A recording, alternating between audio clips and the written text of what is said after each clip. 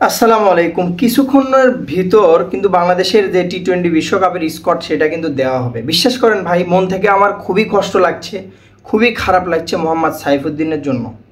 এবং তাসকিনের যে ইনজুরির নিউজটা, এটার জন্য আমার সত্যিকার অর্থে খুব খারাপ লাগছে। মোহাম্মদ সাইফুদ্দিন বরিশালের মেইন একজন, মানে কি বলবো, 11 জনের এমন একজন ক্রিকেটার ছিল যে 8টা ম্যাচে 15টা উইকেট নিয়েছিল। তার ইয়র্কারগুলো আন্ডে রাসেল পর্যন্ত বুঝতে পারছিল না। সাইফুদ্দিন জাতীয় টিমে আসে খেলতে পারছে না, তার সেই ইয়র্কারগুলো হারিয়ে গেছে। এবং তার যে পিক ওভারগুলো, স্লো ওভার রেট, যেগুলো স্লো ওভারগুলো ভালো করতে পারছে না, এবং চাপের ভিতর ভালো বল করতে পারছে না, ভালো ইয়র্কার করতে পারছে না। এর জন্য কি দায়ী পুরোপুরি সাইফুদ্দিন? না, পুরোপুরি সাইফুদ্দিনকে আমি দোষ দিব না। এখানে একটা দোষ দিব, সেটা হচ্ছে অধিনায়ক শান্তকে। শান্ত সেভাবে ব্যবহার করতে পারছে না। হ্যাঁ, আবার আপনি বলবেন মোস্তাফিজ তো আইপিএল থেকে এসেছে, তাকে তো ঠিকই ব্যবহার করেছে।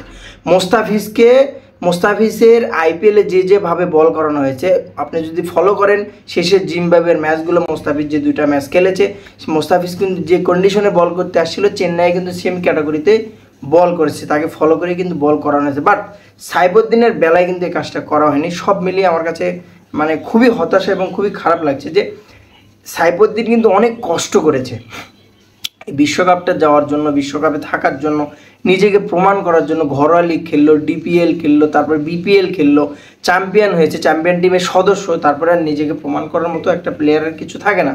সেখান থেকে আমাদের যেহেতু ফাস্ট বোলিং অলরাউন্ডার খুবই দরকার, সেখান থেকে সাইফুদ্দিন বেস্ট চয়েস বাংলাদেশের জন্য। সে যদি না থাকে, আসলে এটা খারাপ লাগে এবং খুবই খারাপ লাগে মন থেকে। তাসকিনের নিউজ যদি বলি, তাসকিন আহমেদ 15 সদস্যের দলে যাচ্ছেন বিশ্বকাপে। তাসকিন আহমেদ যাচ্ছেন এবং তার যে ইনজুরিটা, সেটা মোটামুটি ভালো ইনজুরি এবং সময় লাগবে, ওটা 1 সপ্তাহ। আরও ফার্স্ট ম্যাচ বিশ্বকাপের সে মিস করতে পারে, এরকম একটা ভরসা করে তাকে নিয়ে যাওয়া হচ্ছে।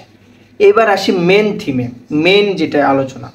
এমন একজন ক্রিকেটার যাকে নিয়ে আলোচনা হচ্ছে, যাকে নিয়ে কথা হচ্ছে, জানি না কিছুক্ষণ পরে দল দেবে।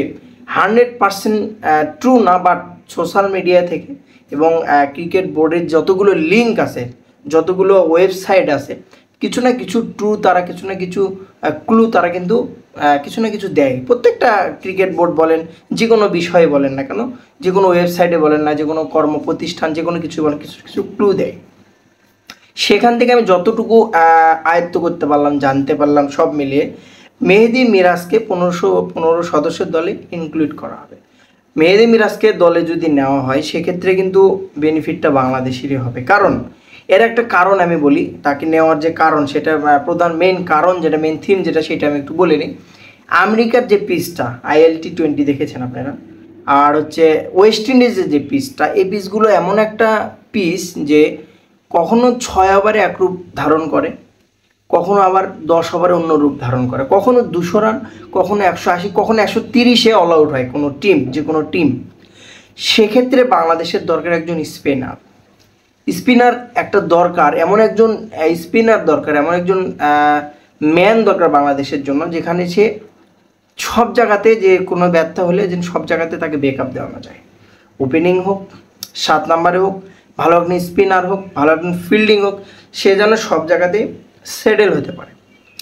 সেদিক থেকে ক্রিকেট বোর্ড বিবেচনা করেছে যে মেহেদী মিরাজ ইজ বেস্ট চয়েস।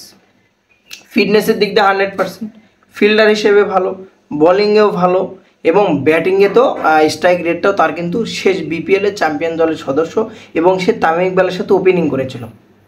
সব মিলিয়ে যদি বলা যায়, মেহেদী মিরাজের পক্ষেই যাচ্ছে রায়টা।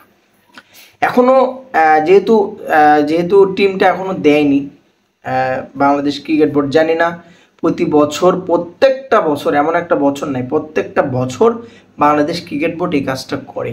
জানি না কী কারণে, অদৃশ্য শক্তির কারণে সব শেষে প্রত্যেকটা দেশের প্রায় দেওয়া হয়েছে, শুধু পাকিস্তান আর বাংলাদেশই বাকি আছে। নেদারল্যান্ড বাকি ছিল, কালকে কিন্তু তারাও দিয়ে দিয়েছে। শুধুমাত্র বিশ্বকাপ স্কোয়াডটা বাংলাদেশ এবং পাকিস্তান, 2টা দেশই দেয়নি।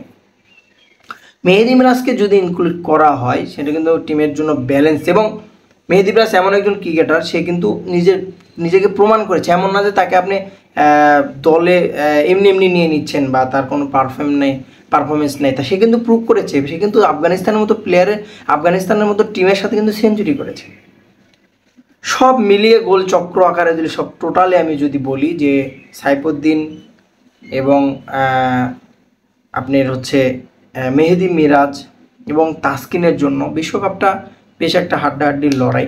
তানভীরের জন্য খারাপ লাগছে, তানজিন সাকিবের জন্য এই 15 নাম্বার জায়গাটার জন্য এত কিছু লড়াই। তো সব মিলিয়ে বলবো দেশটা আমাদের, বেস্ট অফ লাক। ভালো সুন্দর একটা টিম, ভালো একটা টিম, ব্যালেন্স একটা টিম বিশ্বকাপে পাঠানো হোক, যে টিমটা বাংলাদেশের মান সম্মান, বাংলাদেশের গৌরব বয়ে নিয়ে আসবে।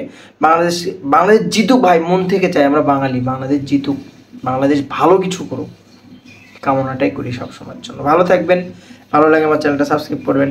আসসালামু আলাইকুম।